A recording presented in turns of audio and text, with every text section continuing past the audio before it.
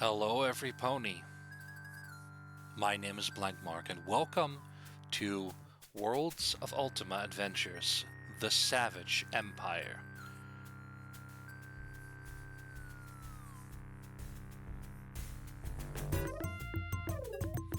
An old game from my childhood that I grew up with, and I really love it. One of the first RPGs that I've ever played.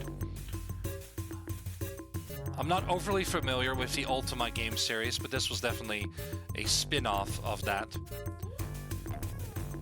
But individual enough to be fun in its own way without having to, without needing knowledge of the Ultima game series.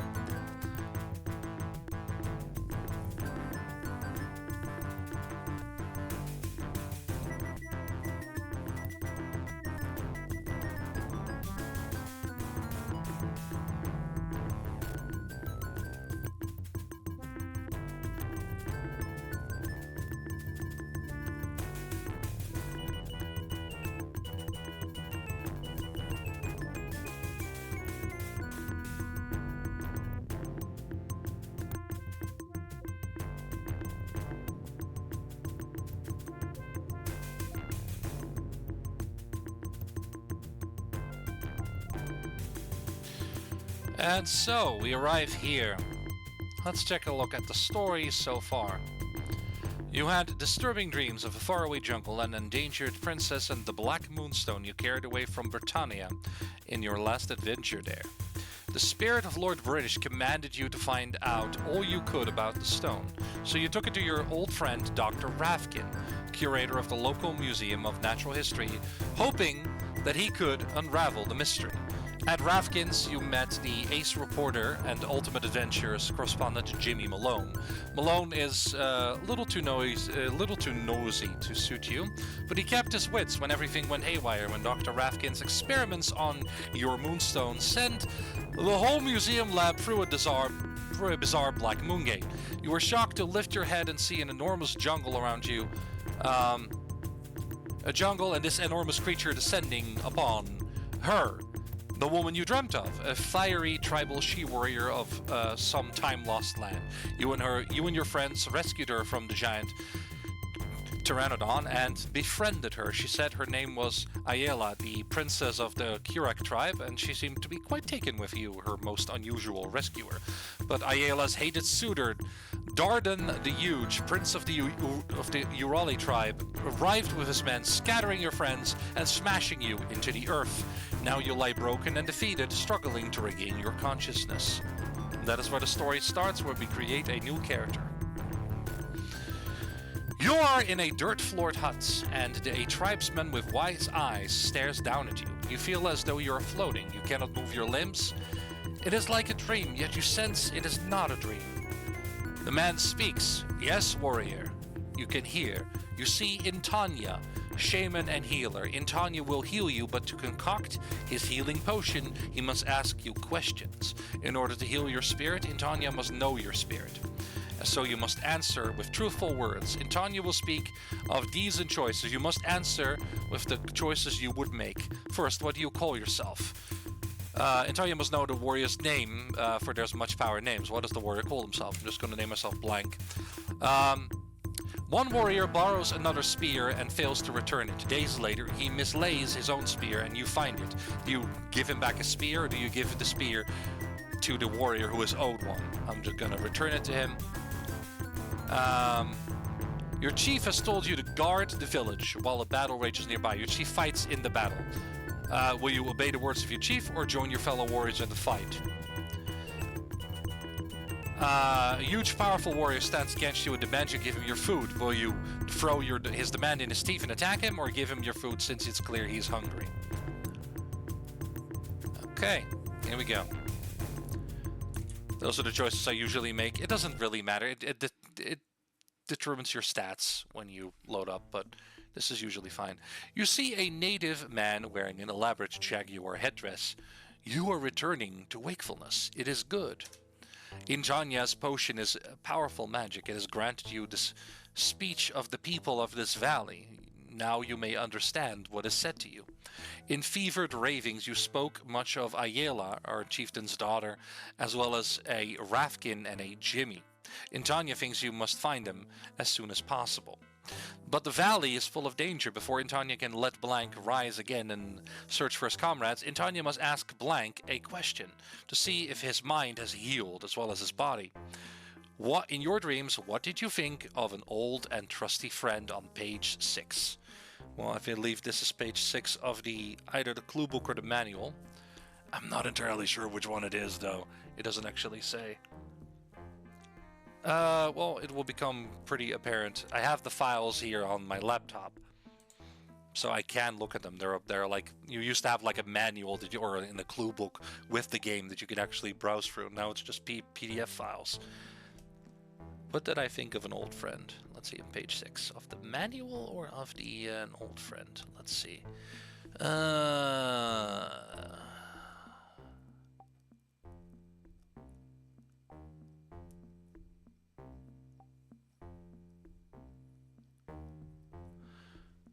What did you think of as an old? Oh, what did you think of as an old friend?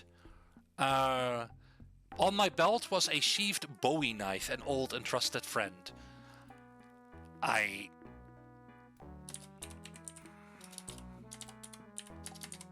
An old Bowie knife.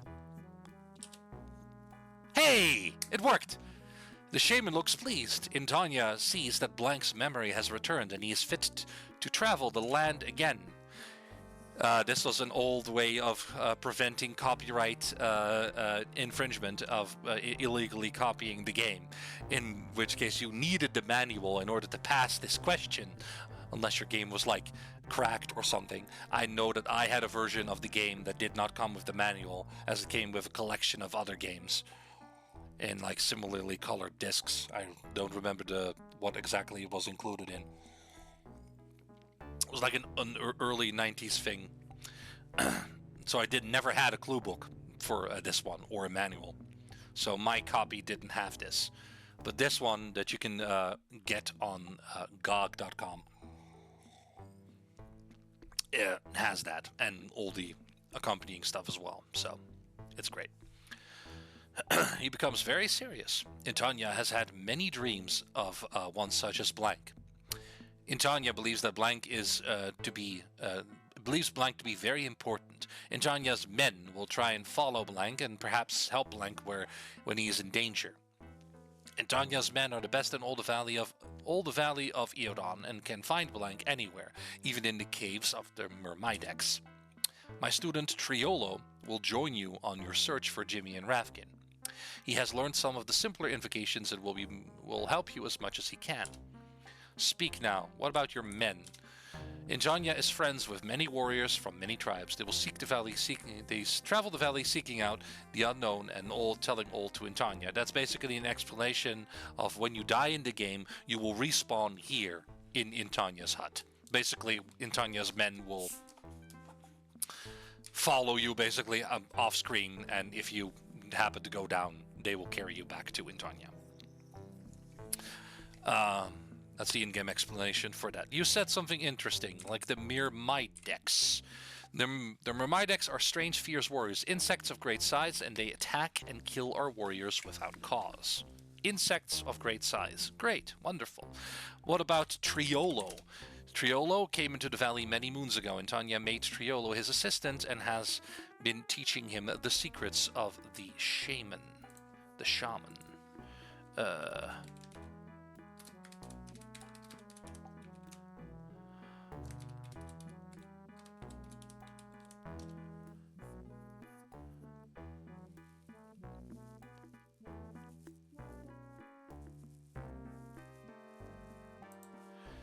Let's see. What is your tribe? Well, the shaman just is around him. This is the Kurek tribe. Alaron is our chief, and Blank should go and speak with him. What about Ayala? Warriors search the valley for Ayala. The Urali tribe are well hidden, and the spirits will not tell Intanya where they lie. And yet, the spirits do promise that someone will find her. You should speak to her. You should speak with Alaron, our chieftain, and if you wish to search, if you wish to aid for the search. Okay, sure. I can do that.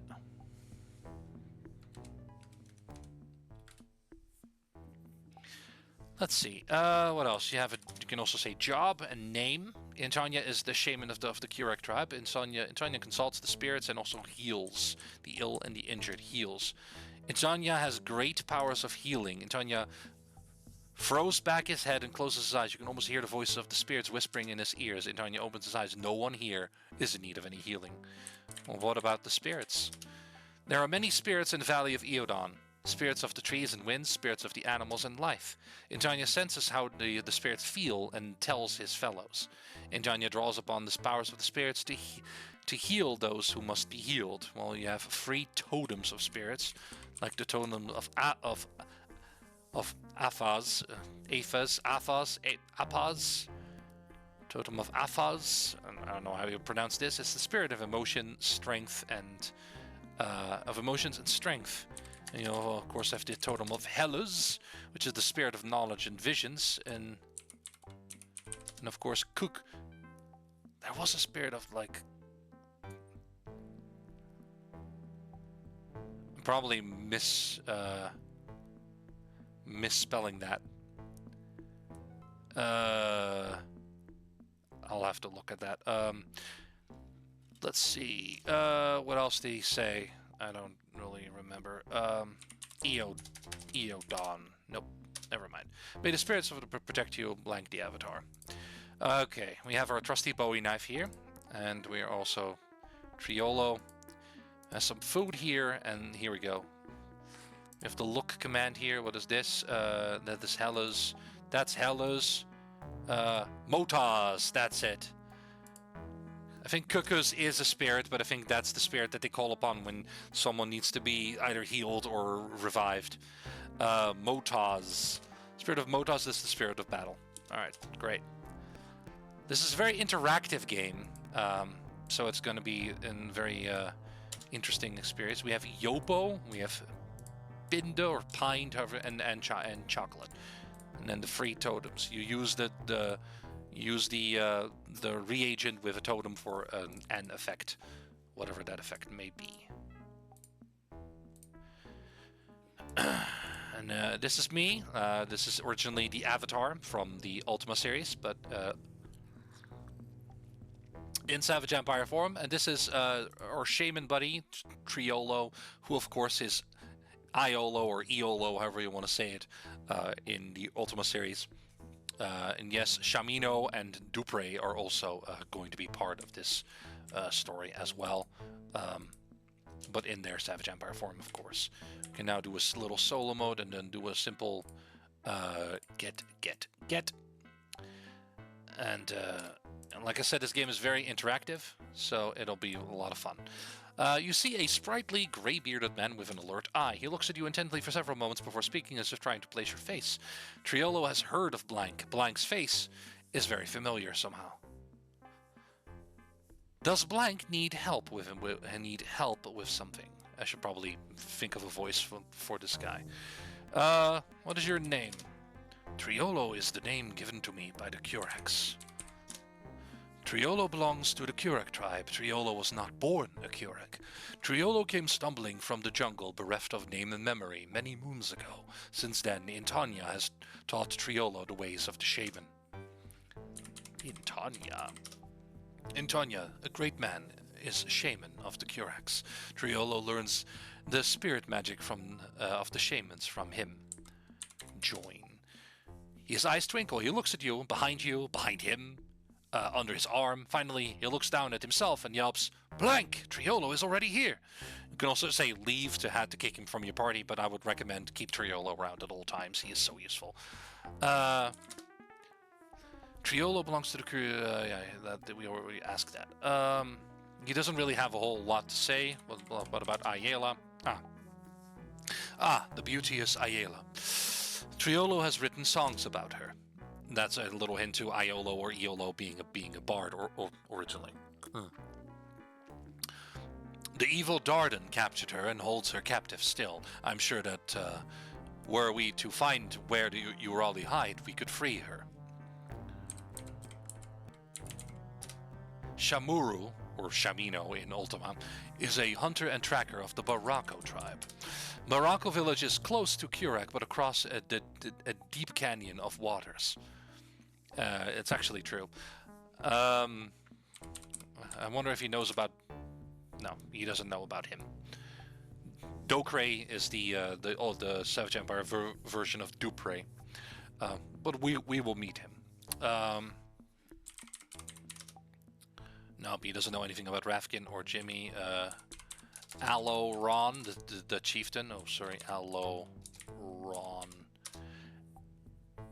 No, not even any mention of that. Okay, interesting. He has nothing to say about his own chieftain. Alright. What about Yolaru? Nope, he doesn't know anything. Very well, speak to Triolo later. I might, but I don't really know why. Now as you can see, you can look at people like, oh, hello, and this is just a woman. This is an interesting woman, as there's a little bit of a bugged dialogue with her, and that never got fixed. I will talk to her. You see a beautiful but brooding woman in jaguar furs. Why, it is a man, a tall, strange man, wearing furs unlike any I've ever seen. She thinks about it for a moment. He must be Blank. The Schweitzer of the Yolaru has told me of him. What wants Blank of Tristia? Her question is half an invitation, half mockery. What is your name? Tristia is the name this one bears. What is your job? Tristia is the daughter of the chief. Tristia does no work. Work is for lesser ones, not for a princess. Chief. Alaron is the chief of the Curachs and father of Ayala. Alaron raised Tristia. Tristia's hut burned when her mother and her mother and father died. She shrugs, unconcerned by the fact. Burned. And this is a bug because she thinks I'm telling her that I love her, which is not what I said. She smiles broadly. Is it so? Is Blank saying that he wants Tristia, that he loves her? I'm just going to say yes. Her smile becomes victorious. She flows up to you, embraces you, and kisses you passionately. Blank is Tristia's mate now and forever. Go and act as a mighty warrior and always return to Tristia. Tristia's hut is next to the chief's. Blank will never be cold there. Well, what about Ayala? Ayala is Tristia's sister. Alaron raised both Ayala and Tristia. Of course, Alaron likes Tristia much more than Ayala. Unfortunately, Ayala has found a fitting mate in Dardan the Huge. Tristia is sure the Urali tribe is a much better place for Ayala. And I'm asking her about a tribe, and it's like, do you love me? Oh, okay, blah, blah, blah. And I'm going to say bye. Basically, anything she doesn't recognize, she will think that you say that you love her. There's no way to escape from this conversation while keeping her, like, as a friend. Or staying on good terms with her, so you have to say no, and it's like, oh, she looks offended. I've offered you Tristia. Oh, that is Tristia. Do not refuse me, oh Blank. Tristia is more beautiful than all the others. Tristia asks again, will Blank love Tristia above all others? No! Her expression turns to one of rage. Blank is a fool. Blank does not deserve one as beautiful as Tristia. Go away, Blank, and never speak to Tristia again. She slaps you as hard as she can, then she shakes and her eyes roll up in her head and she faints. She's not dead, she just fainted. She will come to after a bit, and then she will basically never speak to you again. She will basically say like, oh, I spurred you. Go away. Never ever speak to me ever again. So, yeah. That's great. Wonderful. Let's talk to him. This is the icon, the avatar of the chieftain. You see an aging but still mighty warrior with wise eyes. So, it is Blank. Long he lay in the village of the Curachs, smashed when Dardan took Ayala away. Now he has regained his strength and comes before the chief of the Curachs. What does he want? What is your name? Blank speaks to Alaron, father of Ayala. Ayala. Alaron's daughter, Ayala, the flower of his life, has been taken away. Ayala is held by Dardan the Huge, the chieftain of the Urali. Many Curach warriors search the land for the hidden Urali to bring Ayala back. Alaron hopes that you join in the search. If Blank were to find Ayala, Alaron would be most grateful. Okay, well, what about Dardan? The Urali were a peaceful tribe until Dardan the Huge became chief. Only then did they begin to raid others. The Urali often raid Kurak territory. They come from the southeast somewhere, but we cannot find their village. Alaron has heard of one who might know, a mad warrior named Toparu. Toparu was the shaman of the Urali long ago. He went mad. Alaron does not know why. Somewhere in the far, far north, Toparu lives on a little island. Interesting. Okay. We do not know where the Urali are. Tribe.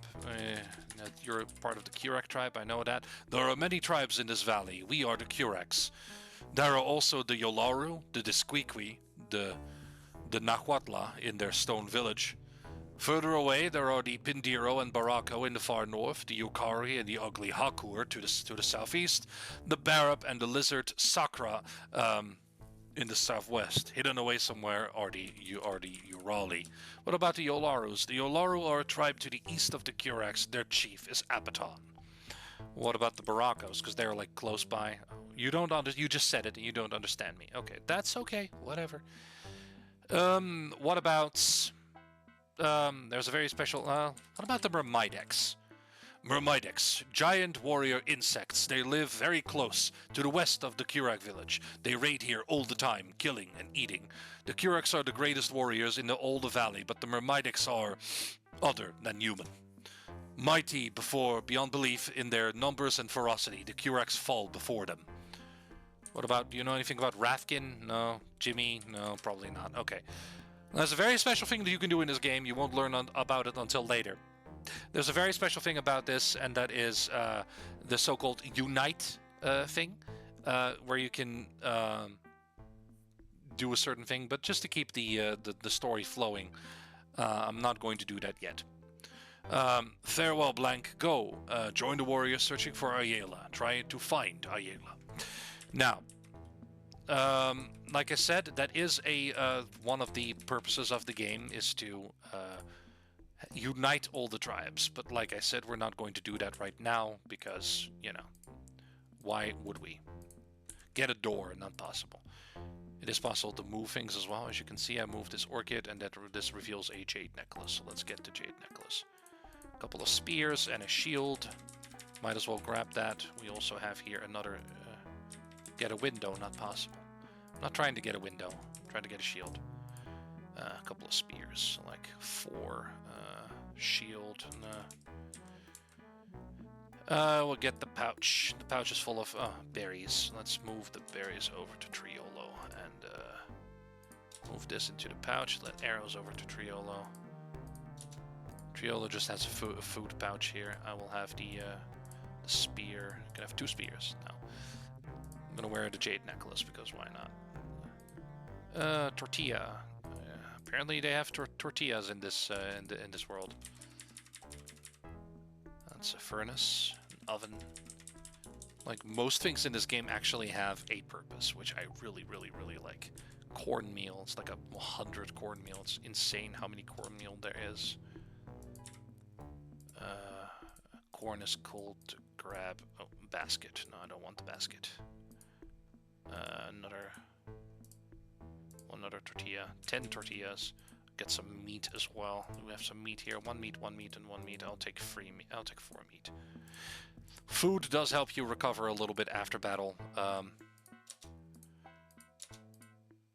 which is nice. It is nice to recover after battle.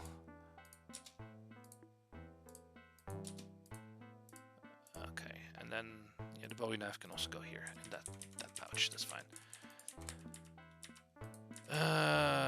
Okay, we have another meat and some chicken and an obsidian knife. I'll get that.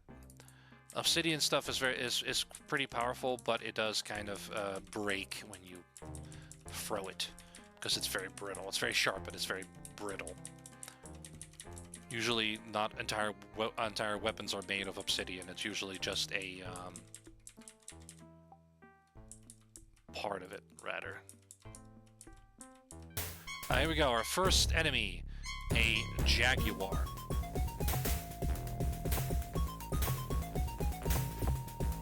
Triolo just shot an arrow at him. You can use your bowie knife. You can also use your obsidian knife to cut. Actually, I know what I'm doing, but I should actually go here. I'm pretty sure we're not going to find every single creature that you can encounter, because the spawn rate is pretty low. But, oh, here we go. Southeast.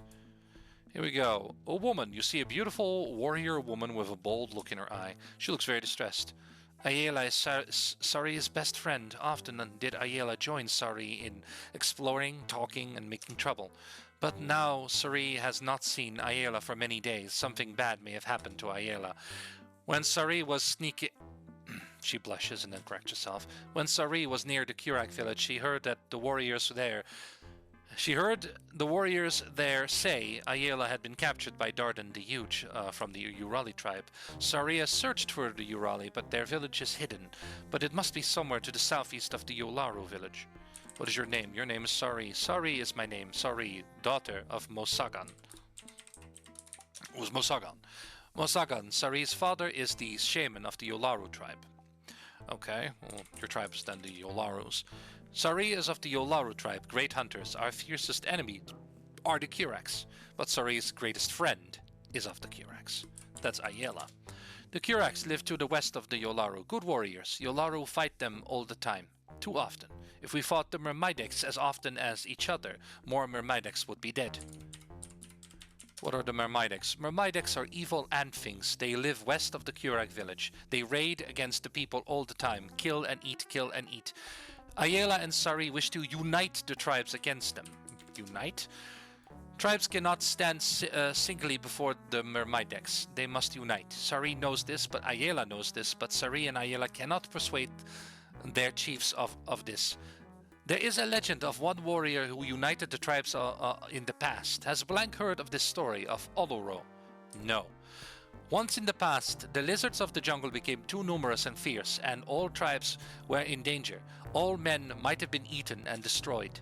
Yet, they would never fight as brothers. When they did not fight the lizards, they fought one another, and even more good warriors died. One warrior was Oloro of no tribe. Oloro was an exile. Sari thinks he must have been Yolaru once.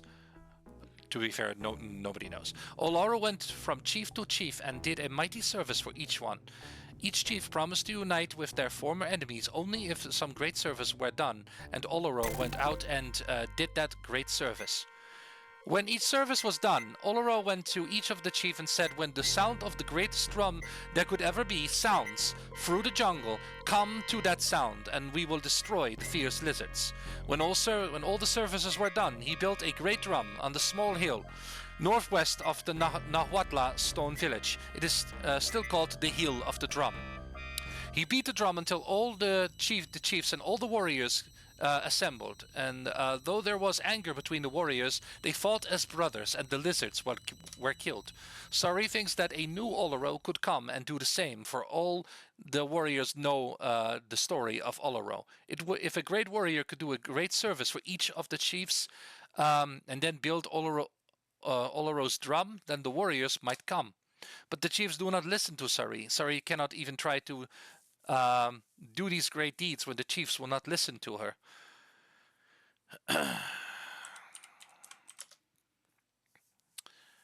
Sari's best friend is Ayala of the Kurak tribe, but now Ayala is missing. Dardan the Huge of the Urali tribe has captured her. What about the Uralis? She looks quite angry. The Urali are no friend of Sari, for they have captured Sari's companion in troublemaking, Ayala. Sari does not know where their tribe is, or where she would go, or she would go there and make trouble for them. What about the Hill of the Drum? The Hill of the Drum is northwest of the stone village of the Nahuatl people. It is a small hill. Okay.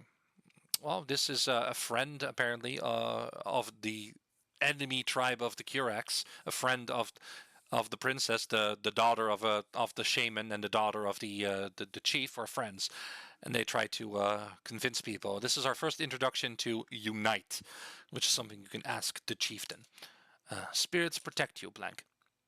She's here sometimes. She kind of hangs out here for a bit. Usually kind of here, and then she kind of goes between the Yolaru and here, just kind of hanging out a little bit. I could ask to unite. I shouldn't do that right now, but I I should, but I'm not going to. This is an older game, so everything is a little bit laggy and a little bit slower. It's all totally fine. Don't worry about it. Are a couple of things I'm going to have to do. Unfortunately, now it's like nighttime. It just makes it darker. It's not any more or less dangerous than anything else. I could do a detour. Ah! Deinonychus! Deinonychus, everybody! This is a Deinonychus. It's one of the weaker dinosaurs, but they did attack me. Ow. 43? Ow. That did hurt. Imagine, I started with like 74 hit points. I've already been damaged pretty hard. And there is another thing that I would like to show you, but I'm not going to do that now. Okay.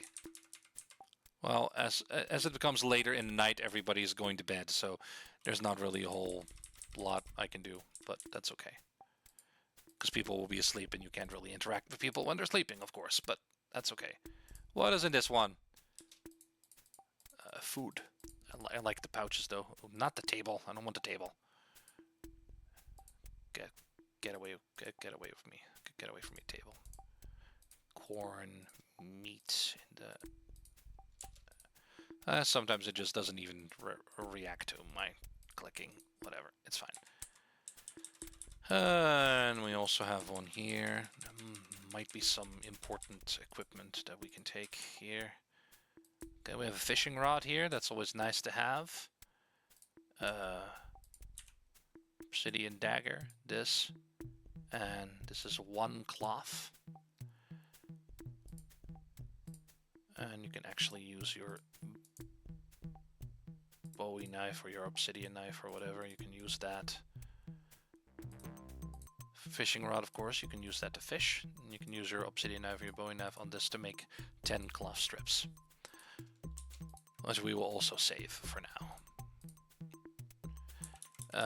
Oh, another pouch here. There's another spear here. I don't know if I want to use the spear right now. Just what's in the pouch. More food! God damn. I want the pouch. Food in this pouch, food in this pouch, food in this pouch, and food in this pouch. Yeah, this pouch is empty and this pouch is also empty. That's fine, because we're going to move one pouch over to Triolo. Only has a pouch with food in it, and he has an extra pouch. I like having pouches. So like, I mean, the overall weight is still going to be the same, but you know, it's just inventory management a little bit. Now with the digging stick, you can actually go to shallows here and dig up some clay, which is very useful for later. Arrows. Well, Triolo's going to need a lot of arrows, so.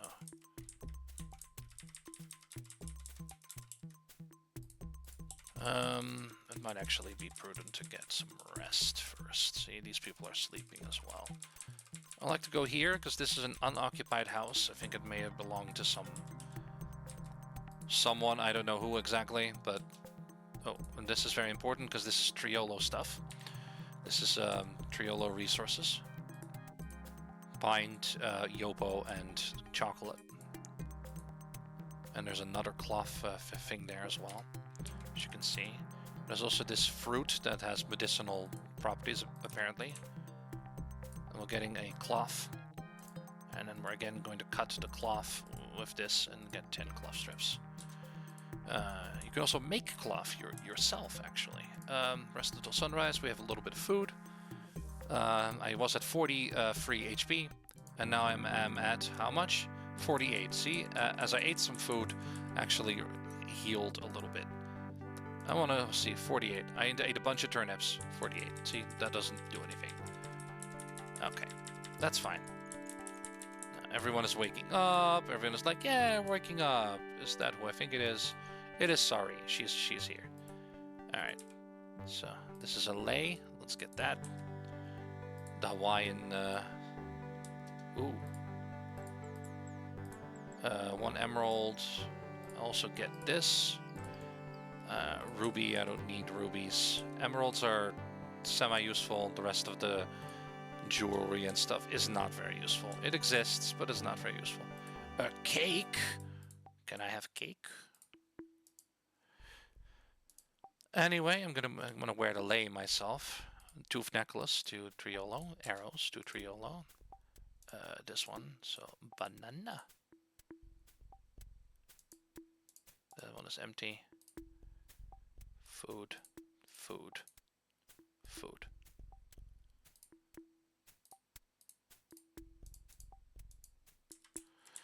Okay, we're gonna talk to this guy. You see a lean, elegant man wearing shamanistic paints. He appears to be chanting to himself and counting on his fingers, but it's hard to tell. He gives you a quick look, obviously hoping that you'll go away, and tries to ignore you. Usagan is my name. Do not interrupt. Job. Shaman, father of Sari. Go away. Very busy now. Tribe. Yolaru tribe. He nods quickly. We are the Yolaru. Go find someone else to talk to. What about the Schweitzer? What about Sari? His face breaks into a smile and he stops his chanting and counting. Yes, Sari is my daughter. Sari is a fine she-warrior, a better warrior than the men of the Yolaru. Sari is beautiful and clever as her mother, as busy as her father. He taps his chest, indicating himself. Busy. A thought occurs to him. He begins to look distracted again. Go away. Usagan is busy. Heal. No, he will not heal you. He is too busy to heal you. Okay, now we're going to go to this hut, which is a very important hut, as you may be able to tell, because we have a very unique character in this hut. Let me just grab the shaman stuff. Look, in this thing you'll find stuff and another cloth thing. Let's speak to him, shall we? This is Professor Rafkin, the one, the curator of the Museum of Natural History. You see a stooped, I'm not sure how you would say that, a 50-ish man who looks like a professor. Blank, it's good to see you again. I had heard you were still alive, but I didn't know you were where you were. I see you haven't managed to find Jimmy or Ayala yet. That should really be one of our first priorities, you know. Now that you're here, it might be helpful to find the lab. Several things which will be very useful to us. It must be fairly close to the Kurak village. While I've been waiting for you to show up, I haven't been wasting my time here. In addition to my researches on these primitive cultures, I've also been thinking about ways to make some primitive weapons. I do hope it won't prove necessary, but if it should, ask me about bombs and rifles sometime. Name? My name? You've known my name for years. Professor Elliot Archimedes Rafkin, PhD, etc., etc., etc. Job. Principally, I'm the curator of the local Museum of Natural History. Most recently, I've been the chief doctor and man of science in the village of the Yolaru. I've spent much of my time studying the tribes and this valley. What about the Yolaru? A delightful tribe, very civilized. I've lived among them since we came to the valley. Culturally, they have certain similarities to the ancient Kushites. Tribe. Many tribes here, my boy. Let us see. In alphabetical order, the Barako, the Barab, the Squeaky, the Hakur, the Yukari, the Kurak, the Nahuatla, the Pindiro, the Sakra, the Urali, and the Yolaru. From my studies of the tribesmen I've met, I believe that they were brought here from all over the world in ancient times. Their individual languages have obviously melded into one tongue with that which they all speak today. Well, tell me about the Kuraks. I suspect that the Kurak are descended from the first early pioneers who crossed the land bridge from Asia to North America. But it would take years of study to bear out this theory. What about the Nahuatla? The Nahuatla men in this valley seem to be descended from the same race which developed into the Aztecs of Central America. Their city, I don't know how to pronounce that. Tishtikatl, I believe? The city Tishtikatl. I am sorry if I'm wrong. That's the best I can do with my limited knowledge of Aztec, Mayan, or Inca tongue. It is due to the south of the Yolaru village. You don't know much about it. What about the Urali? From what I can make out, the Urali were thought to have disappeared for many years. They've only recently started raiding on the villages, which leads me to suspect their village must be well hidden. Local hunters have confirmed its supposition, saying that they have been trying to find them for some time. The raids seem to come from the southeast of the Yolaro village, usually. Okay, what about the Hakur? The Hakur, living examples of Neanderthal man, my boy. I wish I could take one back with me to the museum. What about the Sakura? Oh, the Sakura! I have seen them. A race that exists nowhere in the fossil record, my boy. A bipedal reptilian race with an intelligence on a par with that of the human race. Cool.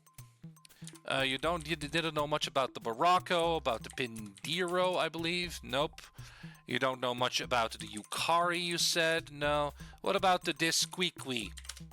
The Disquiqui are an interesting tribe. They seem to have broken away from the conflict-oriented tradition of many of the other groups. Their village lies west of the Nahuatl city. What about Jimmy? I may have heard that he may be somewhere to the west of the Nahuatl with a tribe called the Disquiqui. Oh, Jimmy might be with the Disquiqui.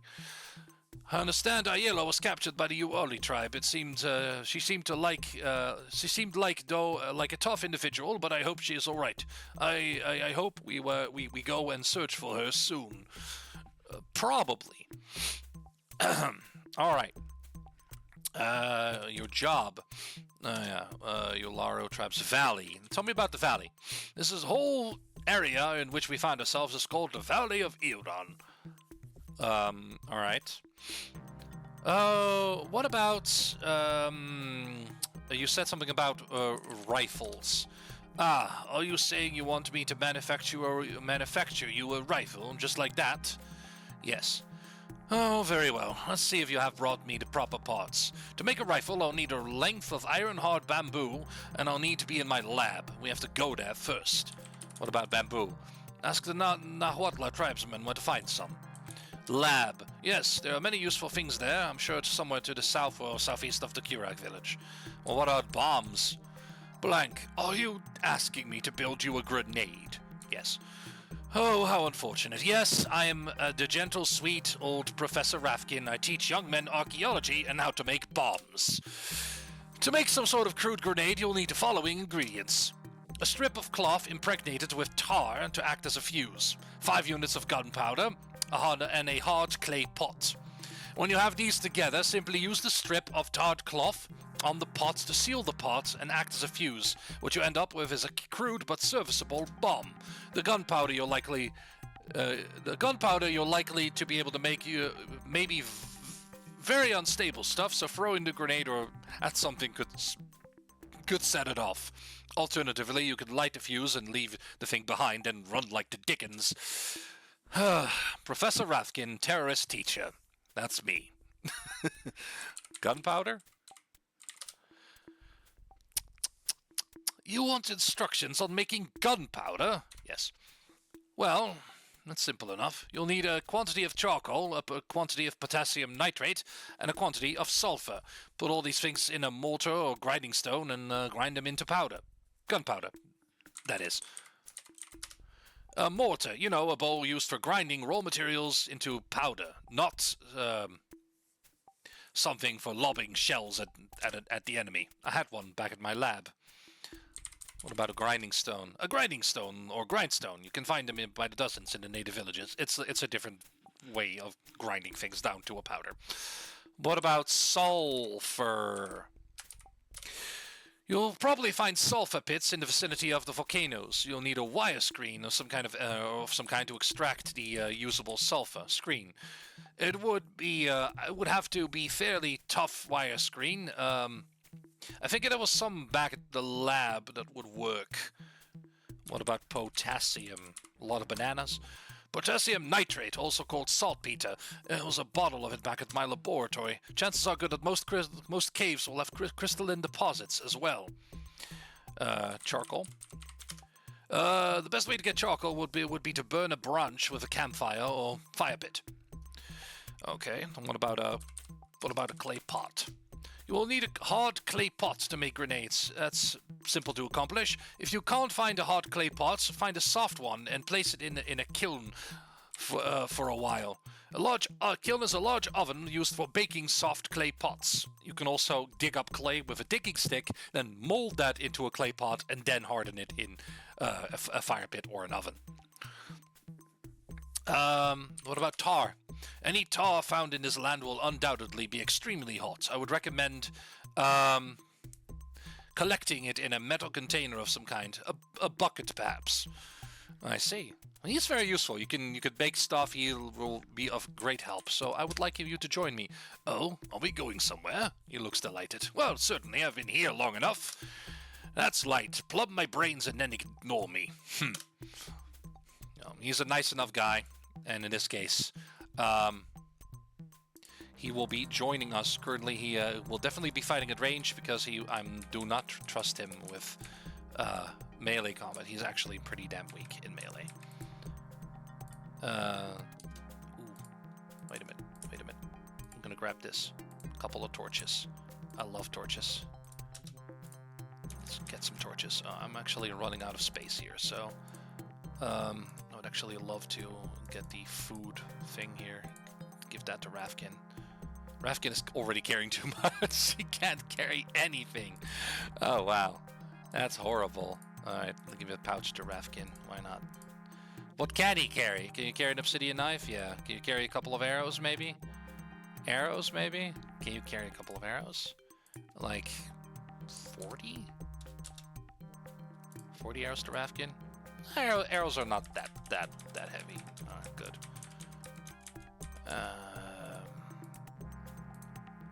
The total is too heavy. Oh boy, I can't even carry that. Okay, that pouch can go to Rafkin. As well as a bow. I'm fine with this so far. In here, he has a rope, another Bowie knife, a metal hammer, and a pair of scissors. All very useful stuff to have, but Rafkin is pretty much encumbered already, which is part of the reason why I don't like to have Rafkin with me, because he doesn't have any semblance of carrying capacity at all, which kind of sucks, but, you know, whatever, it's fine. As you can see, Blank here, his avatar is this, and Triolo is this, and Rafkin is this as well. That's the difference between a modern character and a tribal character. Modern characters have certain things that they can do that tribal characters cannot. Use certain things, for example, that tribal characters cannot understand, or not as well anyway. We're just going to traverse here, and here we have Sari again. Went over here. This over here is a yucca plant. You can get flax from a yucca plant, and then you can use a loom in order to make flax into a piece of cloth. And if I use a tree, I can get a branch and then burn that branch and get charcoal. It's all that easy. As I said, very interactive game. This game also, I should mention that this game uses the Ultima 6 engine. So if you've played that game, it will look familiar. You see a scowling, round man that has a strange look in his eyes. The rotund man looks at you evilly and makes strange barking noises at you. Bork, bork, bork. What is your name? He flutters his hand in front of your face and then pokes you in the eyes. Ow! Tumash! And don't forget it! Okay. What is your job? From underneath his ragged garments, he draws a pair of club-like weapons. Tumash make drums and drumsticks. He begins to demonstrate. He brings that one down on your head. Boonk! It makes a ringing bonk noise. You want drum, mate? Yes. You want small or large drum? Large. With his drumsticks, he beats out a melodious tattoo on your forehead. You want a large drum or a really large drum? Really large drum. He sticks his face in yours and emits several short barking noises. You want just a really big drum or biggest drum? Biggest drum. Well, why do you say so? That Tumash fake. He struggles at it for a while. Tumash tries to fake, but nothing happens. Finally, he shrugs and just gives up. Wait, Tumash has it. You must bring Tumash hide. for drumhead. The Tumash can make biggest drum. He looks around him. Only one place to build biggest drum. You know where that is? He flutters his hand in front of his face, but now, wise to him, you block his attempt to poke your eyes. That's right, Hill of Drum, right here.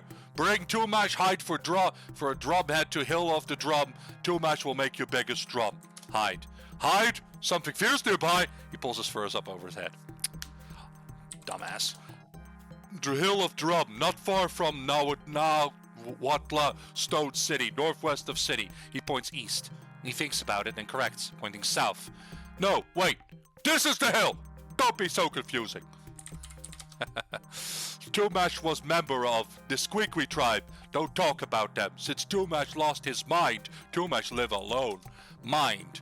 Tumash had a great mind once, but great foreign Shama's witch doctor removed it. He points proudly to the unscarred surface of his bald head. What about the Disqueaky? He said. Tumash said not to mention them. He whacks you with his drumstick. Unite. Huh? Drum. I like drums. Drums are great. Drums are my life. You want me to make you one? Yeah, a large drum. Really large drum. Biggest fucking drum. Okay. Who needs you? So basically, in order to make the drum from the legend of Oloro of No Tribe, you can go here and bring him a hide, and then he will make you the biggest drum ever. He used to be a part of the Disqueaky tribe, but since he went crazy, he lives in exile. Yay, nightly walks, let's go.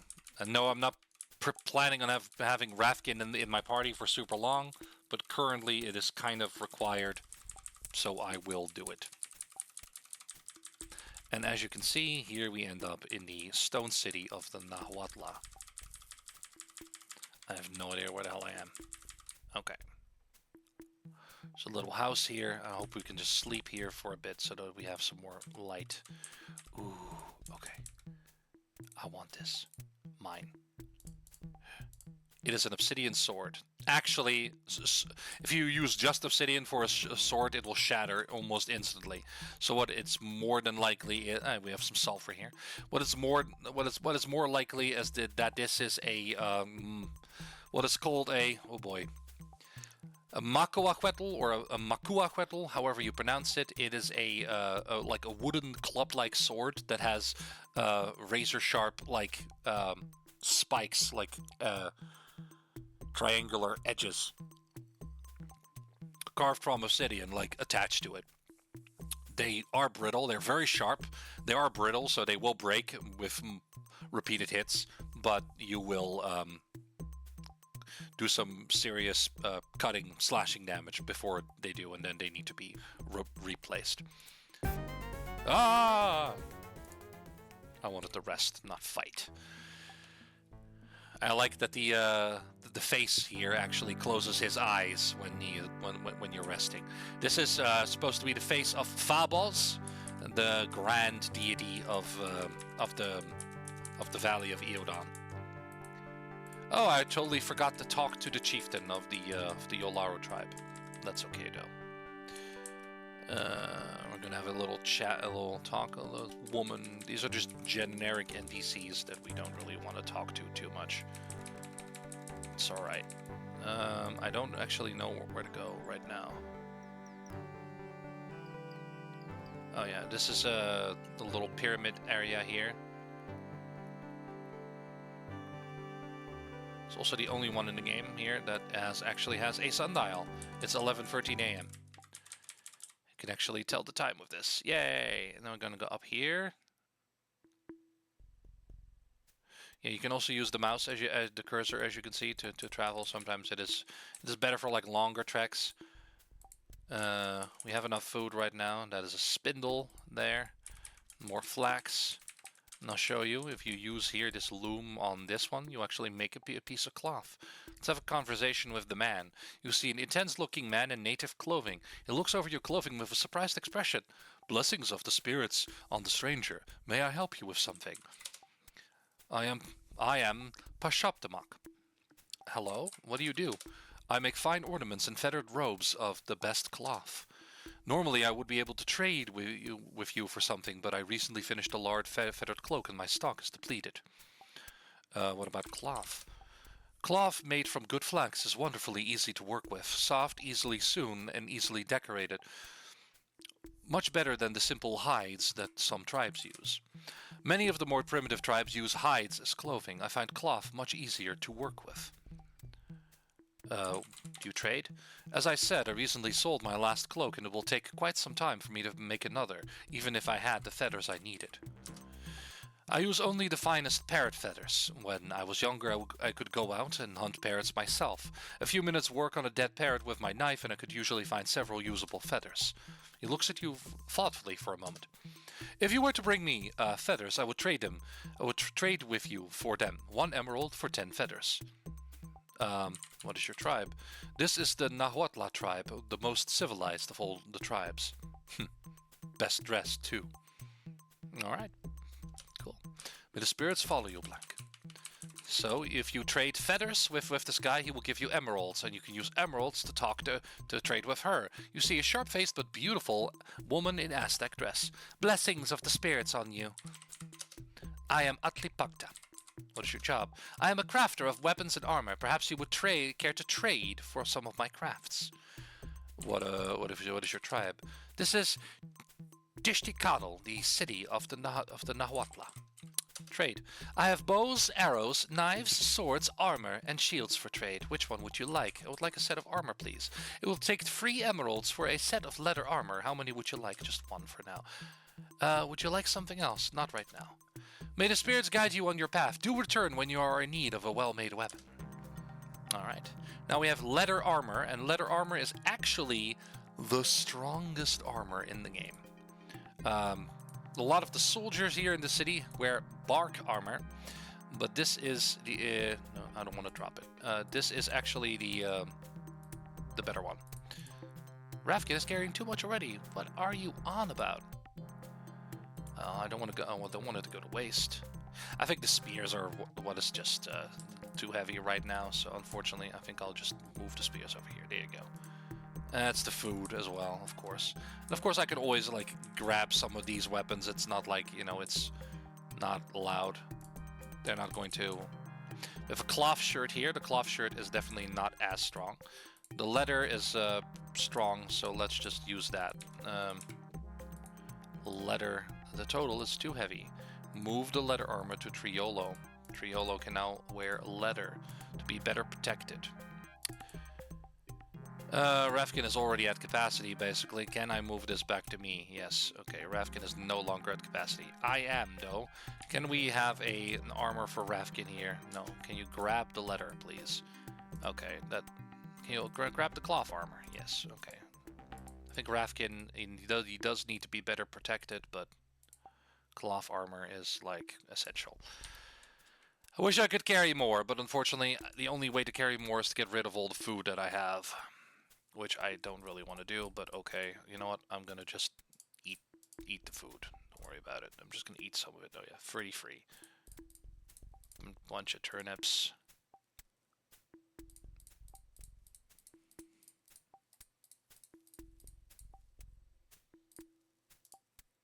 $24.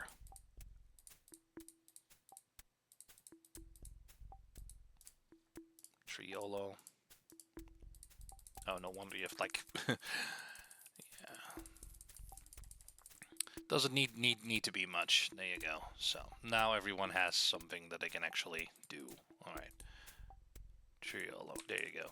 And I kind of want to pick this up, too, because it's just going to be very useful to have this without having to worry about it. Okay, both of them have arrows. That's great. You can actually trade your emeralds for more stuff here, as I said. It's just overall just really great. Alright, so from here, I would say we continue to where you're supposed to go. There's a lot of areas that we still have not discovered yet. Probably the most important one right now is to find Jimmy. Like Rafkin, he's kind of weak, so he's not going to be a permanent member of our party, but for now it is semi-important to... oh, and actually on our way back, we also have a skin here that we can use, that we can give to Mash in order to make the drum. We're not going to do it yet. We're going to go in this room. We're going to close the door. Rest until sunset. That's like an hour. And then rest until sunrise. We have some food. And then we go. It is not required to have Jimmy or Rafkin in the party if you don't want to. They said that the Disquiqui is to the southwest of the thing. I'm also going to go here and I'm going to save the game. I don't actually... Let me just quickly consult the Savage Empire map. I don't want to go the wrong way. I might be going the wrong way, actually. Okay, yeah, I'm going from the Nahuatl here to Tishtikado. Oh, yeah, Disquiqui is first. You hear something from the west. Oh, boy. What is coming? Uh-oh, that's a saber-tooth tiger, people. Combat begins. I'll take it. I'll take it. Ow. Ow. Ow. Ow. Ow. Okay. And if you then skin the saber-tooth tiger, you can also get a hide, but we already had one, so it's fine. Now, time for my favorite thing. Aphos and Pined. Anyone, your whole party will be healed by a degree. That's why I carry these materials around. It's like not like the best. Healing, 46. 54. 60. 68. 71. That's good enough for me. Okay. Well, nothing here. This happens sometimes when you just end up in the middle of nowhere and you just kind of have to fend for yourself. It's not the worst in the world, but sometimes it requires a little bit of navigation that can be a little bit tricky to do at times. But, oh, see, now here we have a path again. So let's follow the path. And I will show you something really cool later on, which will make all of this a lot easier. But just for the immersion, let's not do that yet. Let's follow this path. I'm just using the arrow keys now. Not even WASD, just the arrow keys. This is an old game before the whole WASD thing. At least the cursor would allow it as well. Here we go. A couple of orchids, then you go up here. Oh god. Alright, hang on. Not while foes are near. Well...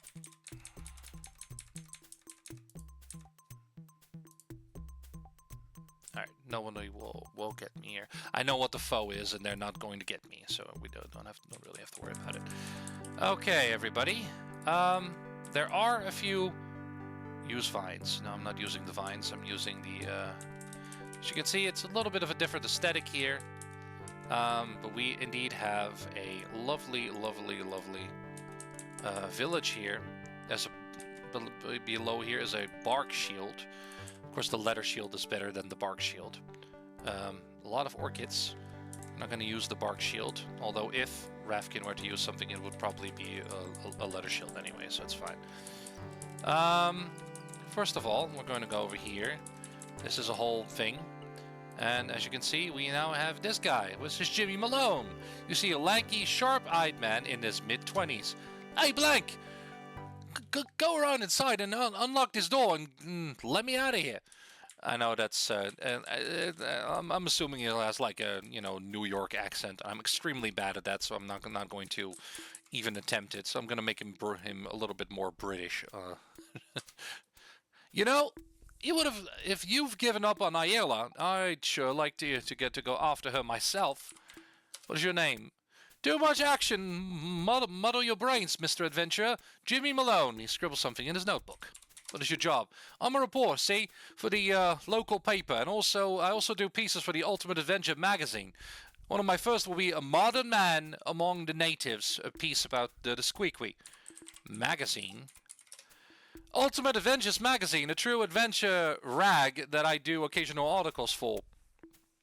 I'll have to do a piece on this place and on you too. You'll have to tell me some of your story, some of your life story sometime. Tribe. Hey pal, I know a lot, but I can't help you with that. Ask Professor Rafkin. He knows everything. Well, you said something about the Squeaky tribe where we are. Oh, those Squeaky natives feed you fermented coconut milk all the time.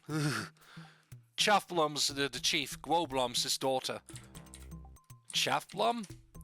Chaffblum, king of the Squeaky tribe. One grumpy, evil-tempered son of a gun. Has a face like a washboard someone's taking a hammer to. What about Gwoblum? She's the Squeaky princess. Chaffblum's daughter. Looks like a statue of Buddha. They want me to marry her. I see. What about your notebook? My notebook? Nothing in it but some notes on this place. I'm gonna write up a doozy of an article for Ultimate Adventures magazine if we get back. Unite. That's again his notebook. Would you like to join me? Hey, I'm with you. I'm already with you. As soon as you let him out of your cell, he actually ends up joining you if there's room in your party. Yeah, so, what about Ayala? What a good-looking babe. Can't blame Darden for making a move on her. What about Darden? Yeah, Darden, the big guy with the huge lizard. He's the one that snagged Ayala when we first got here. We really should try and find her again, Ace. Sure, yeah, really thrilling to talk to you, too. No, Jimmy, no need for that attitude. But here we have Jimmy Malone. Jimmy Malone has a notebook and a camera. And now we're going to meet all of the lovely natives of this place. First of all, the princess herself, Gwoblum. A little funny detail is like most NPCs will die in a couple of hits if you hit them. Gwoblum takes significantly longer to kill. She has a load of HP. Kind of a joke like, oh, she is so big and fat, she takes so much damage. She's stronger than most dinosaurs even. You see a drunken, monstrously overweight, friendly woman. Oh, handsome man, perhaps he will stay with us. She gives you a flirtatious look over the rim of the bowl she's drinking from. Do the Squeaky need more good, strong men among us? What is your name? She indicates herself. Gwoblum. It's pronounced Gwoblum, as you can see. She has to think about her job, then she brightens up. Drinking pork, you! Gwoblum also dances. Gwoblum is the chief's daughter. Gwoblum will soon be the bride of Jimmy Malone. Jimmy Malone? Gwoblum knows the name of Jimmy Malone. Jimmy Malone will soon be Gwoblum's mate. We will be wed when this celebration ends. Jimmy speaks up, whispering, Lucky for me, several celebrations never end around here. Gwoblum smiles sweetly. Gwoblum heard that, mate-to-be Jimmy. Chaffblum will call halt in a celebration when Gwoblum is ready to, marry Jimmy. What about Polq? Polq! She offers you a sip from her bowl. Polq is very, very, very, very, very good. It smells like celery that has been out in the sun for a few days too many. Do you drink it? Yes. The taste of the stuff jolts for you, clears your sinuses, burns your throat, and causes ringing in your ears, and brings tears to your eyes. And it tastes like celery that's been out in the sun for a few days too many. Gwoblum smiles sweetly. Very mild batch. Ask Gwoblum's father for the good stuff. What is your tribe? Gwoblum belongs to the Squeaky tribe. The Squeakies are the happiest tribe. She smiles and takes another sip from her bowl. Chaffblum is chief of the Squeaky. Larry Finn is the shaman. Larray is best friend of Gwoblum. Tumash is drum maker. No, wait, Tumash is gone. Another partygoer cuts in. Friend? Larray hates Gwoblum. That was Larray. Joking, of course. What about Larray? Larray is friend of Gwoblum. Poor sad thing, skinny like tree, ugly like lizard. So says Gwoblum, from whom the lizards run in fear. That was Larray, brave girl, pretends not to be hideous. Larry Finn, shaman of the Squeaky, very bold and old. Gwoblum would not marry him. She bats her eyes at you. Hey boss, looks like you've got a special new friend. Quoblum is just trying to make Jimmy Malone jealous. Jimmy Malone has no sense. I mean, I guess not. Chaffblum. Quoblum's father is Chaffblum, wisest man in all the world. He is chief of Disquiqui, Brew's best polku in all the world. Okay. Well, what about... Do we actually know anything of that is? They think I say shaman. It's not true.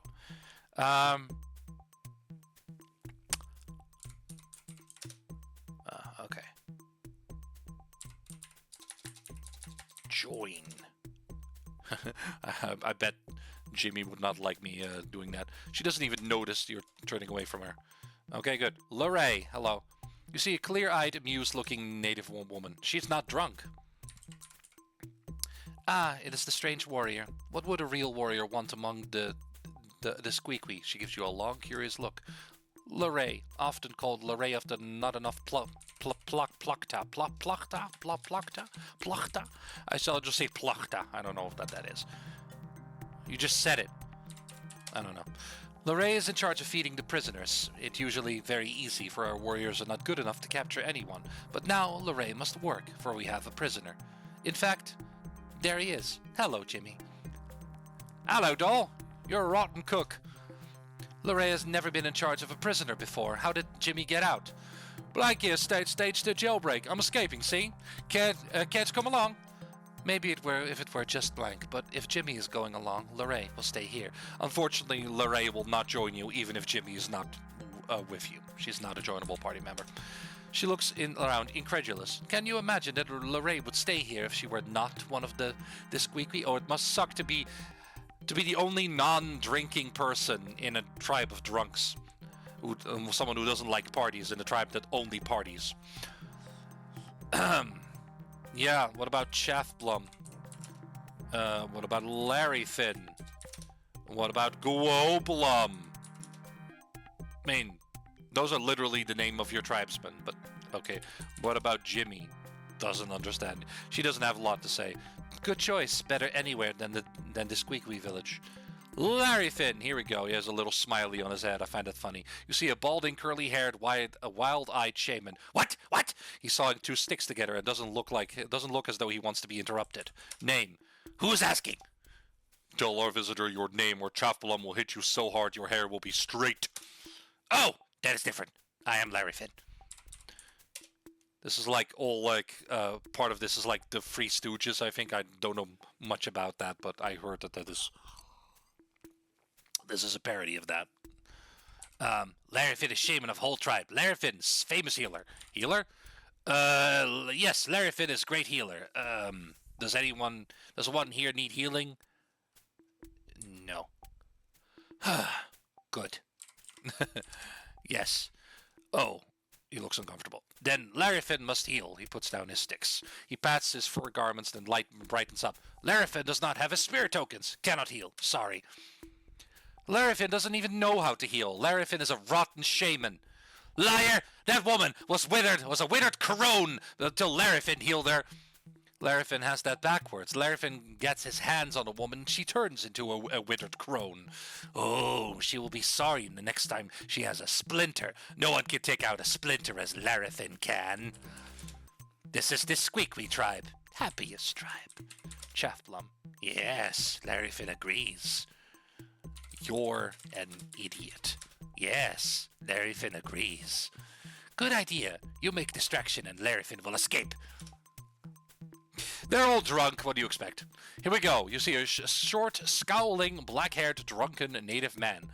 Oh, a wise man, eh? All the time I was locked up by the Squeaky, I had a weird feeling I'd seen this guy somewhere before. What is your name? He whacks you with a wooden spoon. Chaffblum did not tell you to speak. Now Chaffblum will never tell you his name.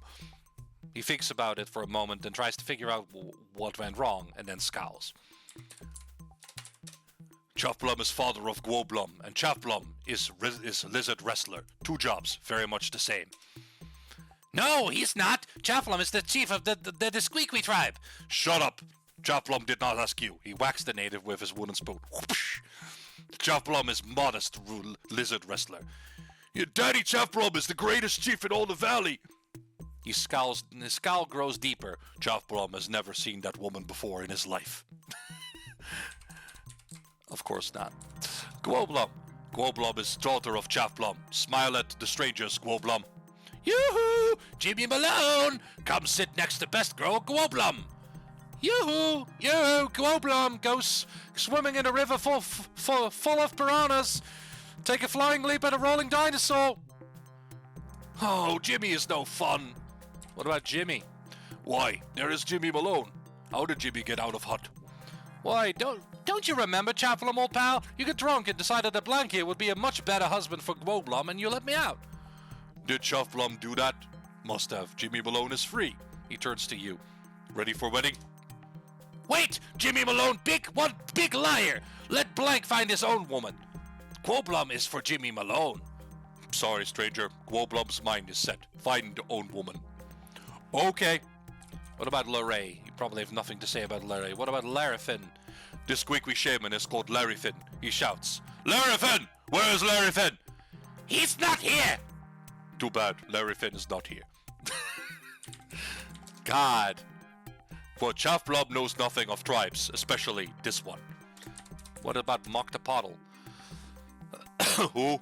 Oh, right, Mokta something. The now what guy here somewhere, always sitting around moaning about being exiled. Okay, what about Tumash? You want drums? Go to Tumash. Best drum maker in all this Squeaky village. Chafflom banished him, remember? Shut up, who asked you? Yes, Chafflom banished Tumash. Long story. You want to hear long story? Yes. Enemy warrior named Nakola of this Barab tribe was scaring the Squeaky warriors to death. Tumash went to Barab tribe to teach them a lesson. But Barab chief is too wily for Tumash. So are most trees. Shut up. Barab chief used magics to steal Tumash mind away. Makes Tumash happy since he didn't like mind anyway. When Tumash come home, he has lost mind and not avenged scaring the Squeaky warriors, stops feasting and drinking with other the Squeaky, just builds drums and flutes and sings to himself. So, to make long story short, too late! Shut up! Chafflom exiled him. Shame too. Tumash built drum and flutes better than anyone. Better drums and flutes than anyone. Think he is living somewhere on hill back east. Okay, now we're going to do something very important that we have to do with every chief, but we're going to do so with Jimmy in our party. Unite. You want alliance. You want to make alliance with the Squeaky and other tribes. Keep other tribes from humiliating. Attacking! Attacking the Squeaky all the time. Yes. I will gladly join alliance.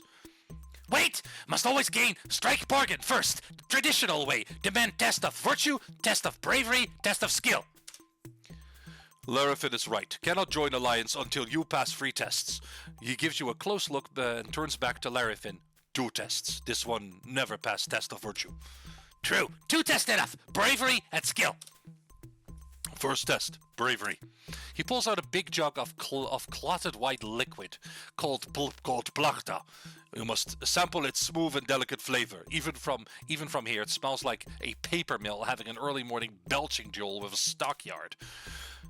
Time to test bravery. Brave enough to drink it? Do you drink from the jug of plachta? Yes. Lifting the jug to your lips, you gamely swallow some of the harsh liquid. A cheer goes up from the crowd. Yay! You shudder as the toxic goo crawls down your throat. For a moment, you can't remember your name. Your legs and mouth go numb. Your eyes snap open and won't shut. You feel something like steam whistling out of your ears and nose. And then you go blind. As you can see, his portrait disappeared. He's blind. Oh no! You hear Chaffblom's voice. Good plachta today. But your sight does return. What would be good test of skill? Marrying Gwoblom! No, that's another test of bravery.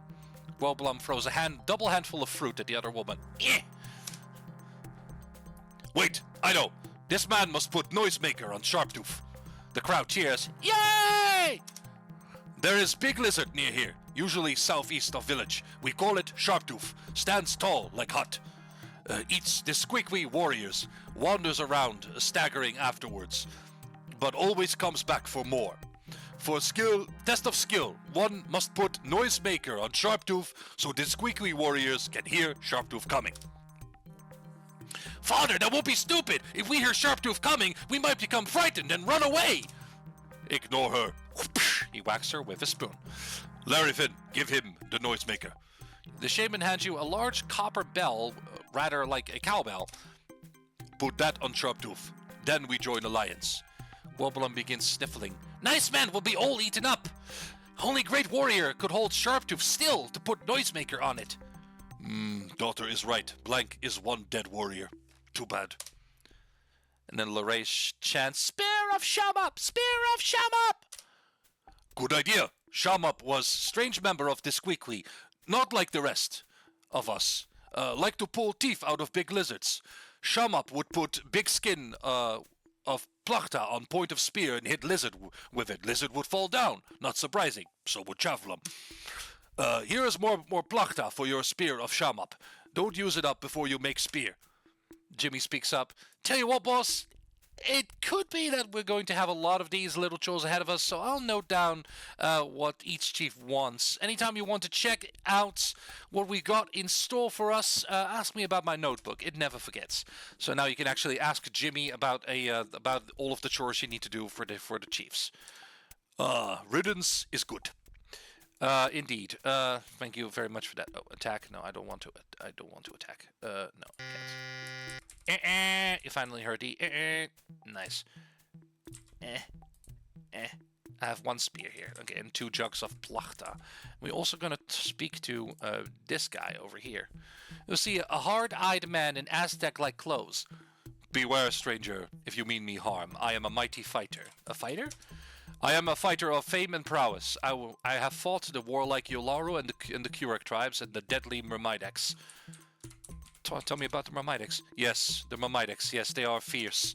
No single tribe can stand against them. No, and no one, not even I, can seem to unite the tribes against them. Unite? You wish to try and unite the tribes? I'm Moktapoddle. Do not think even I could do it. It gives you a long, appraising look. Perhaps you might succeed where others could not. You are a strange alien. You are strange, alien. The lesser tribes might not suspect you of favoring one tribe above the others, as any other chief would. I would be willing to help you, but I am not in command of my own warriors. Huetlapakti is.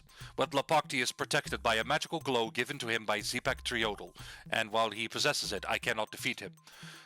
If you can deprive him of his glow, and then drive Huetlapakti from the city, I will gladly aid you in your mission to unite the tribes. Jimmy whips out his notebook. Now we're meddling in foreign politics. You know, boss, you ought to be working for the government, but I've got it written down in my notebook. We already know your name is Moktapoddle. Your job, I am the true king of the Nahuatl. He gestures around himself. This does not seem like much of the trappings of a king, but I admit, I am in exile.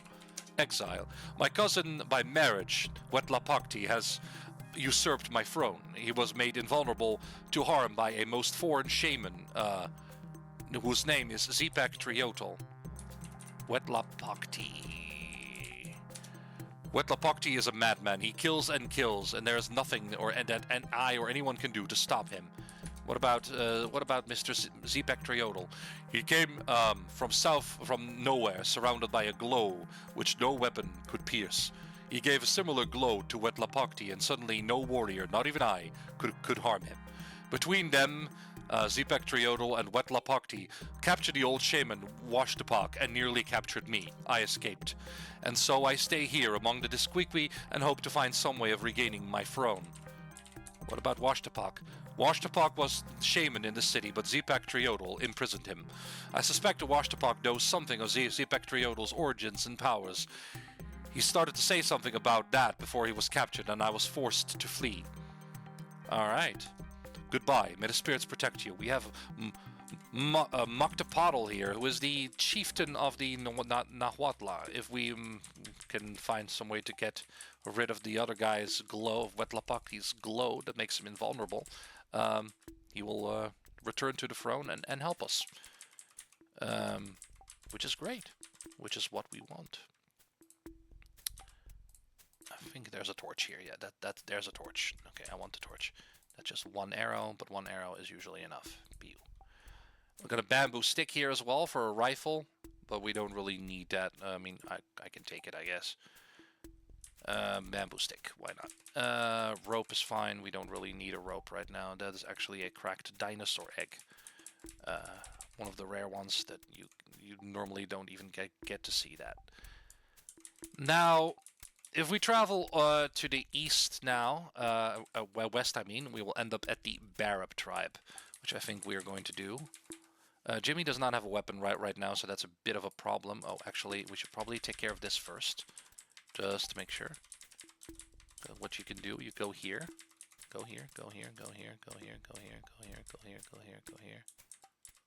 There he is. That is a Tyrannosaurus. In this game, Tyrannosauruses are immortal. They cannot be killed. Or damaged, even. Which is unfortunate. But this one can only move a little bit back and forth. It cannot do anything else. So now I've used the Plakta, the Jug of Plakta on the spear. It's now a Spear of Shamap.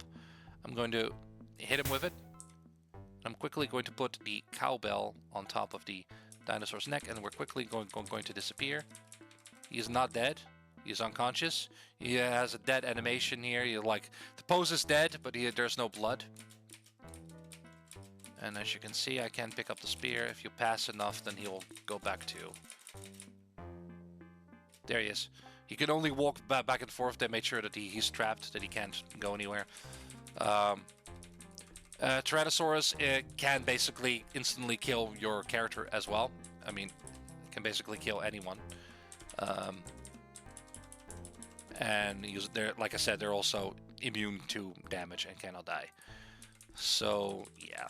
Although this one is not really one you have to worry about. Although it is possible for him to wake up immediately after you use the Spear of Shamap, so be careful. That's why I saved beforehand. Chaffplum. Oh, you again.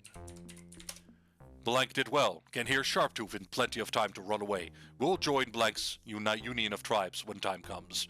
Let me talk about Sharptooth. Sharptooth is big lizard. Bigger lizard even than Larafin over there.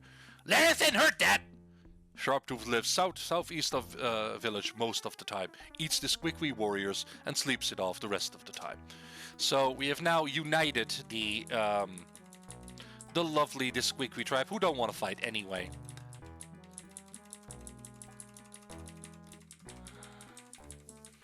And now we're going to... I didn't ask Gwoblom about 2-mash, but I don't... It's probably not going to be very insightful. Some banana trees here.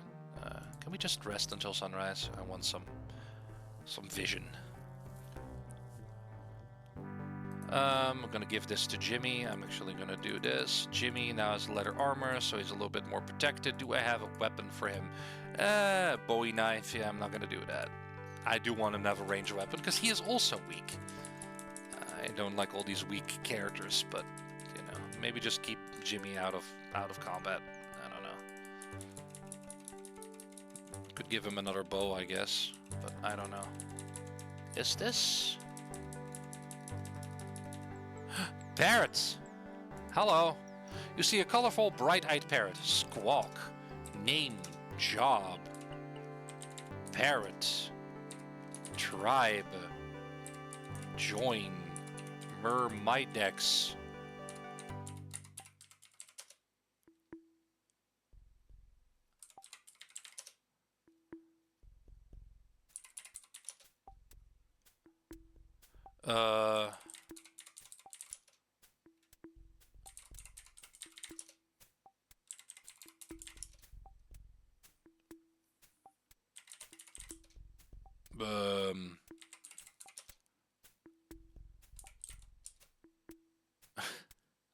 I have no idea what we can do with it. Bye, Ingrate! Ingrate!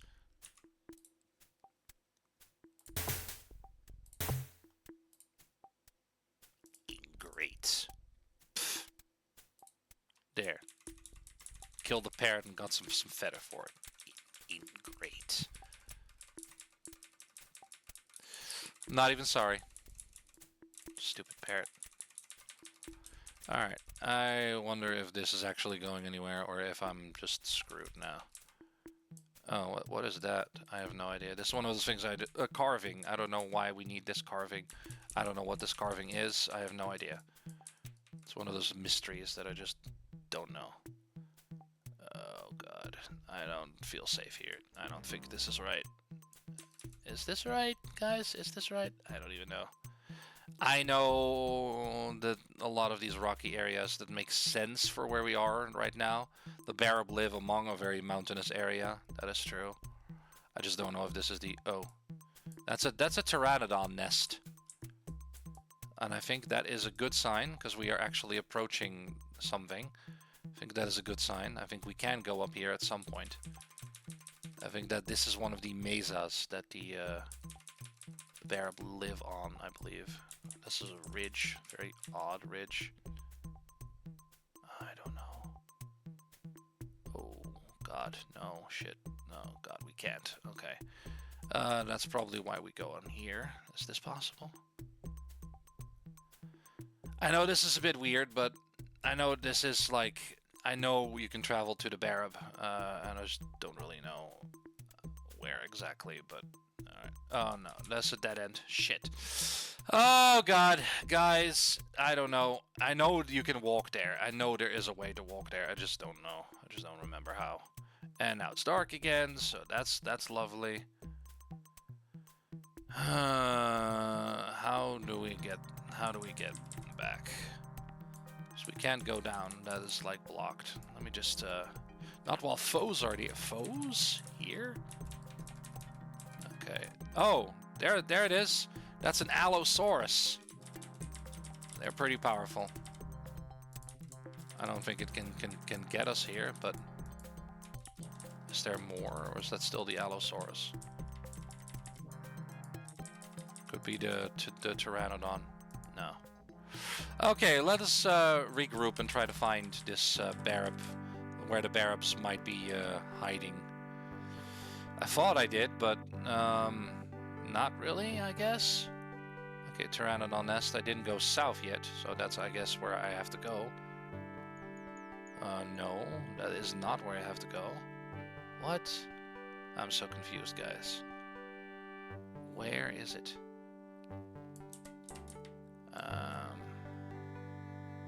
Oh, I see something over there, on the other side.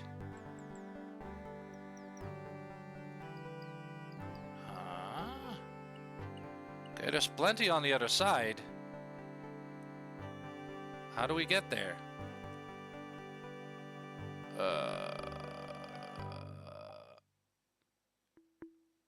That's the carving again that we went past. Am I just doing this all wrong? I'm probably doing this all wrong, aren't I? And now we're probably like back at the squeaky. Another carving. Oh, we can cross. Okay. That looks promising. We can cross. Okay. Is it here then? Oh, this is a mountainous area, so that is promising. Okay. Interesting. Okay. I wonder... We're here! You see a slender, bald, intent tribesman. I know you, or one like you. You're a warrior of the Hakur, are you not? No. Well, if you wish to pretend, I will not stop you, my Hakur friend, but you must know your disguise is a poor one. What do you want? Hakur. The Hakur, I need not tell you of the Hakur. You need not pretend you are not one of the tribe. You cannot fool the cunning Null. Do not try. I am Null of the Barab tribe. I am the most clever warrior of the most clever tribe. My cunning is legendary, and I know everything, and I never boast. Barab tribe. Yes, the cunning Nulls of the Barab tribe. The greatest tribe of all. We are the more mighty, more clever than all other men. The cunning Null knows all about that, but I will tell you nothing. You could not possibly understand it. My duty is to wander the land and learn all there is to learn. There is not one corner of these valleys that I have not seen, and not one cave I have not visited, not one enemy I have not defeated. Enemy? You speak of the greatest warrior ever born. The cunning Knoll has no enemies. I have conquered or enslaved them all. Well, would you like to join me then? No, he does not. I know I happen to know that Balakai is the chieftain. Balakai. He is the chieftain and the chief and shaman of the Barab and the greatest tribe. He is the master of the Blue Stone. In the land of the free mesas, you will find him, for he and the rest of the Barabs live atop of the great mesas. I am not allowed. I do not visit there often. I cannot show you the way. And we heard earlier about a lady called Nakola, who apparently had an issue with Tumash. Nakola! His eyes stand out from their sockets. Is that she-demon here? Oh no, I said her name. Perhaps she heard me. I must flee! Well, he's not allowed. He's not allowed to be with his own tribe. A little looky here. That's in. All of these regular townsfolk, they all have their own names, but they have the same dialogue. The same portraits and the same dialogue, but they do have, yeah. And these ones use the more northern-looking avatars, and like thicker furs, that you will find in the Barako tribe as well. But yes, this is the Barab tribe. Often, obviously, inspired by Asian cultures of the past. Here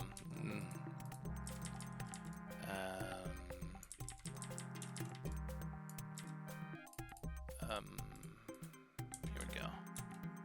Is that a torch? No, that's a branch, I think. That's not a torch. Got a nice little oven here. Hello. A couple of pots here. A couple of dead saber-toothed tiger. A Deinonychus skull, as you can see. We'll go here. Nakola is unfortunately one of those characters that you never actually get to see. This is you see a frail-looking youth. The boy just lies there and moans piteously. And we can also talk to this guy. You see a somber man wearing shamanistic face paints. This one is tending a very sick boy, and humbly begs that all visitors remain of soft of voice. Sick. Balakai's son, Nakai, is very ill. The illness is beyond Balakai's ability to cure. There is a medicine which will cure his fever. What about this medicine? There is a giant flower with pale petals. Balakai thinks that the roots of the flower will cure Balakai's son of the fever, but it has all but vanished. The last any member of the Barab saw of it was on the Great Mesa. The roots? It is the roots of a large pale flower that act as medicine. Chop it down and bring the roots back to Balakai, and I may make Nakai well again. About the Great Mesa. The Great Mesa is northwest of here. Once there was a span of land from it to the small mesa to its south, but that fell many years ago. Now there is no way for me to reach the Great Mesa. Yes, Barab dwell on Mesa. To north are two other mesas. One is too small to live on, and we cannot reach the Great Mesa. Oh, I see. Balakai belongs to the Barab tribe. Nearby, to the west, are the Sakura. They are not men, but reptiles, shaped as warriors. Far to the east, there are the Squeaky. The Barab trade with them. Balakai once fought a duel with one of them called Tumash, the drum maker. Much further to the east, there is a tribe called the Urali. Balakai has only met one of them, a shaman called Toparu. Somewhere far away are the Mimidex. Well, tell us about Tumash. That is tribal business, unless his visitor were willing to do Balakai a favor. If the noble visitor were to go and find some medicine for Balakai's sick son, Nakai, this one would tell the visitor all about the drum maker Tumash. What about Toparu? Does this noble visitor wish to hear the story of Toparu? Yes. Many years in the past, a shaman named Toparu challenged Balakai to a contest of magic. Long and fierce was the competition. Toparu would demonstrate great powers. Balakai would demonstrate great powers. But Balakai could see that Toparu was strained of mind, so this one tricked Toparu. Balakai summoned his daughter, Nakola. Nakola knew well what to do. Balakai produced a piece of blue stone and invoked the name of a spirit who does not exist. Nakola assumed against to gibber, and Balakai told Toparu that he had ripped her mind from Nakola and put it into the stone. Then, because Balakai was angry, he repeated the ceremony upon Toparu. Toparu believed that his mind was placed into a rock.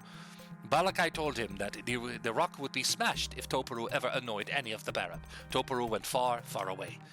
One could cure Toparu by giving him any blue stone, for no stone truly holds his mind. If the visitor wishes to have some of the rock, he must visit the Sakura caves. There's a large stone there. Strike it with a hammer and a small piece will break off. The blue stone. You wish to hear the story of the blue stone? Yeah, we already did that. What about the Sakura? Sakura lived to the west in caves where this one used to find his blue stones. Their king is called Siskar. Siskar. The Sakura king is called Siskar, a mighty fighter. When Balakai was but a stripling youth, and Siskar was a cunning, experienced warrior, they fought. They fought all day and all night. Balakai was fortunate enough to defeat Siskar. He thought Siskar must have died from his grievous wounds, but Siskar survived and leads the Sakura still. What about Nakola? Nakola is very shy. She's probably hiding while the strange Blank is here.